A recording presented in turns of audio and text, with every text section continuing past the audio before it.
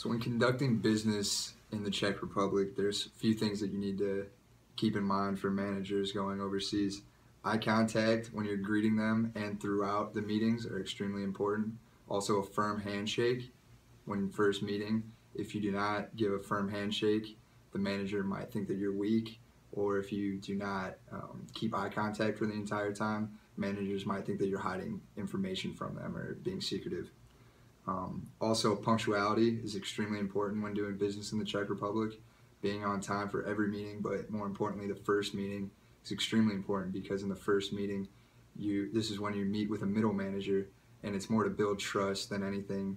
You talk a little bit business, but it's more about building relationships and having small talk.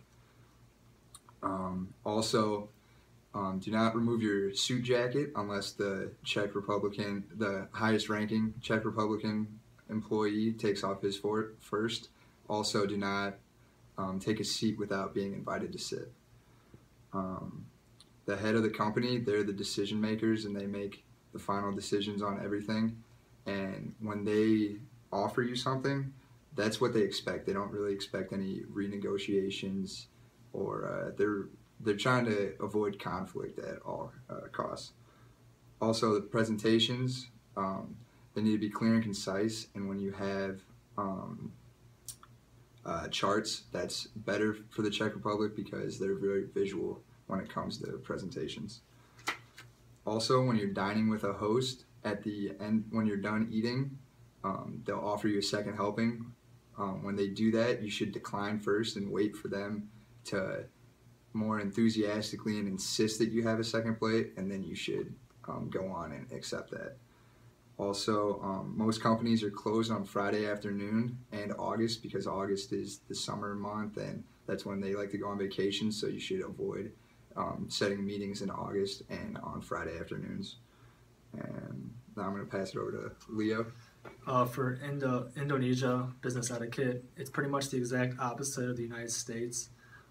Everyone is very laid back and there's really no time constraint on any projects. Also, they are really into relationships with people.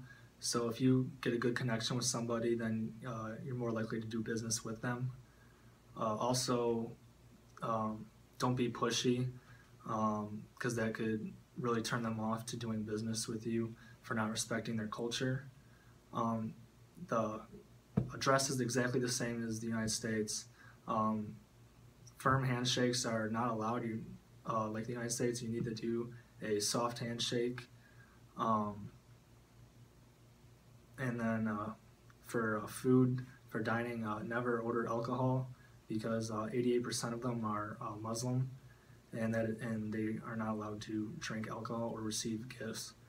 Also, be very respectful of them because one little thing could really set them off and ruin the whole entire deal.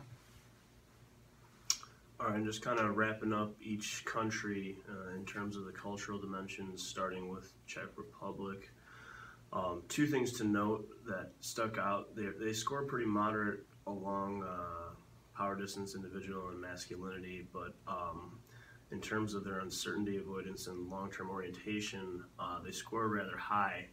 And that tends to indicate, as stated before, that initial meeting is very important, and the key thing in that initial meeting is to be very transparent and make sure you guys both know the absolute truth by that first meeting. Be open with them and don't leave any room for debate. Lay it all on the table and let them know what you're there for. Going with that, the long-term orientation, although that first meeting is important, it will indeed take time to build that bond and that trust formed.